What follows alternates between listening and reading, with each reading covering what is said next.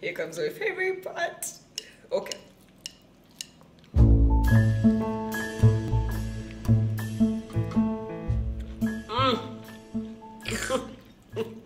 Hi guys, let's make this really delicious stir-fry beef. Start off with your beef. Add half a teaspoon of black pepper, half a teaspoon of paprika, half a teaspoon of cayenne, and a quarter teaspoon of chili powder. Then go in with a teaspoon of sugar, a teaspoon of cornstarch, and a teaspoon of dark soy sauce. Combine that and marinate it for about an hour until you're impatient. Then in a hot pan, add some oil and in with the beef. Keep stirring it for about 3 minutes. If it sticks, you can add a bit of water. Then in with the purple onions.